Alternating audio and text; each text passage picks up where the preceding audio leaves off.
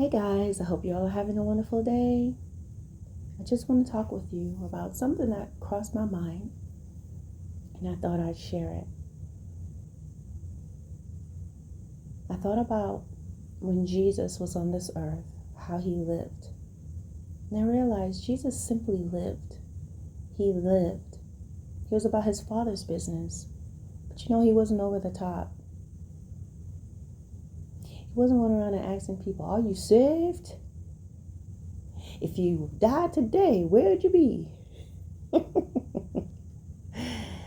Don't get me wrong. When you read the Bible, you see there's times that the Lord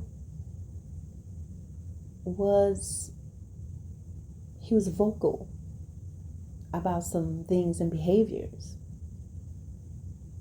One of those moments, I believe, in the very early scriptures of John, where he was very upset about them selling and trading in the synagogue. He was really upset about that. He was very vocal about it, and he turned the tables over. And then the other time was in Matthew 23,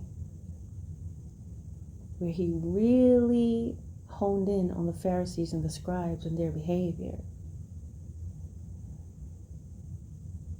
So there are times that he has been very vocal, and when it's needed, he has been. Specifically, when he was going to be crucified, he was very vocal on his position being the Son of God.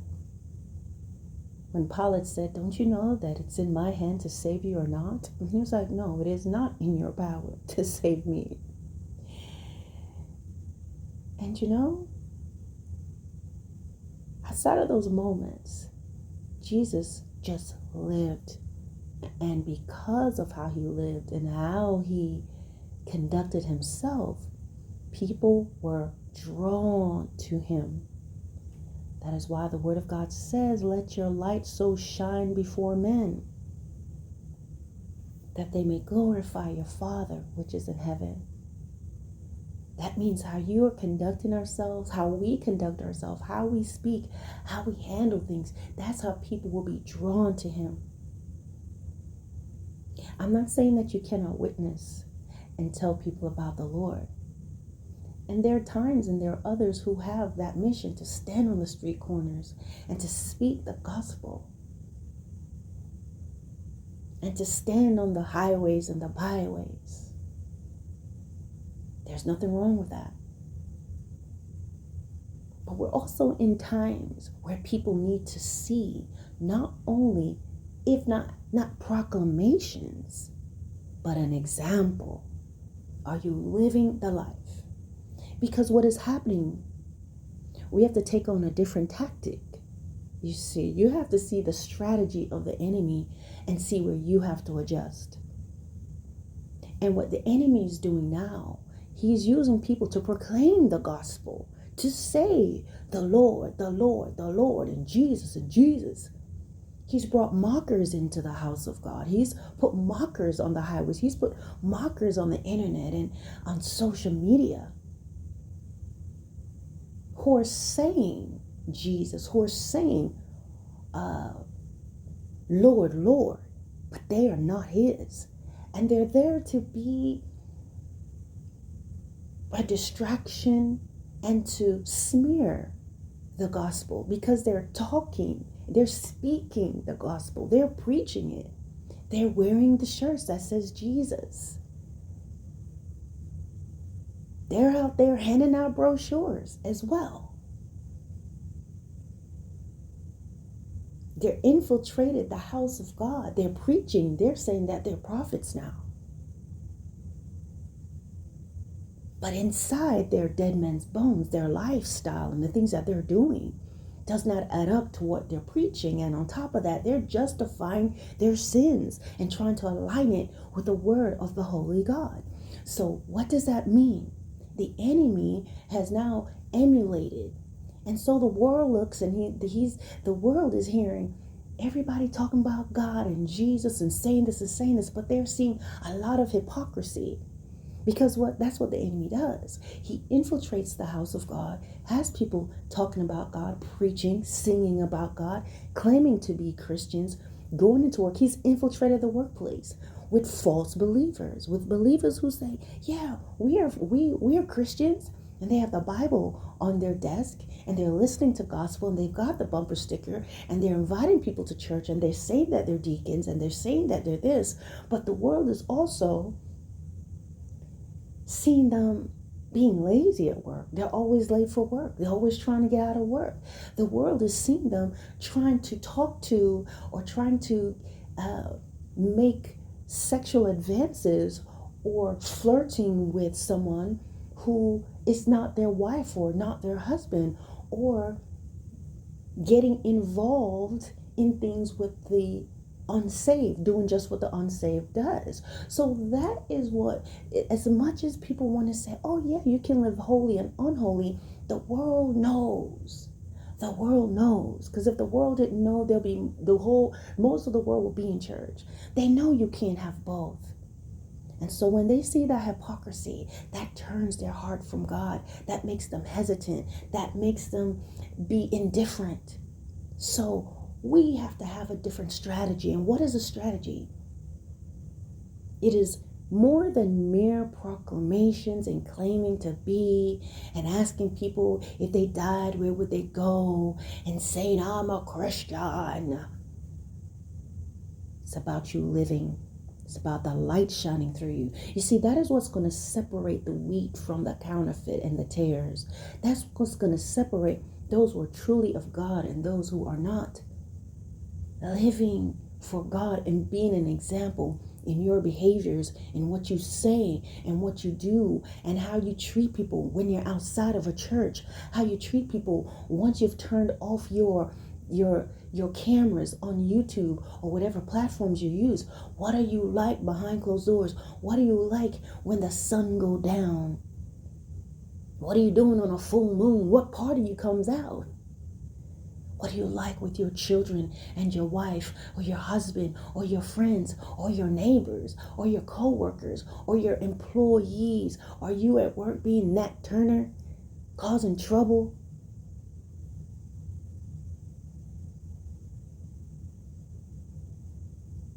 Are you at work being an abolitionist where you don't need to be? And by that, I simply mean not in the terms of knocking Nat Turner and what he has done. Okay, he was bold, even to the point of getting his life taken. But in the sense of he saw that slavery was not right, and he stood up and he fought against it. And that was well. For that situation, those times, yes, he did what he needed to do. Abolitionists did great things. And for that time, that's what they need to do. But what about people that you as a believer are going to work starting problems? These are the things that they see. This is stuff that the world sees. And so we have to be a light. And it's not always easy. It's not that you're going to be a perfect human being all the time. But if you have the desire, when you have a genuine desire and a genuine will, God will help to take out all the kinks and the quirks and the shortcomings that we have. Jesus lived. He helped everybody regardless of who they were. He still taught Nicodemus. He came to him by night. Nicodemus was one of the Pharisees. But Jesus did not say, get out of here, Nicodemus. He sat and he taught him. Jesus did not turn away the Roman centurion who came to him. And if you understand those days, the authority of a centurion, it is ironic that a centurion came and humbled himself before Jesus. But he did. He did not turn away the harlot, the prostitute that came and washed his feet with her hair. Nor did he say to the woman who had had 5 husbands, he didn't say to her, don't speak to me, you dirty harlot. He was an example. He spoke clearly. He was humble. He spoke up when he needed to. But most times the crowds gathered to him because he was speaking and he was proclaiming. And not only that, he was living. He was kind. He was giving. He was feeding the poor. He was concerned about them. He went to eat at Zacchaeus' house. He saw that Zacchaeus was so excited. He looked up and saw him in the tree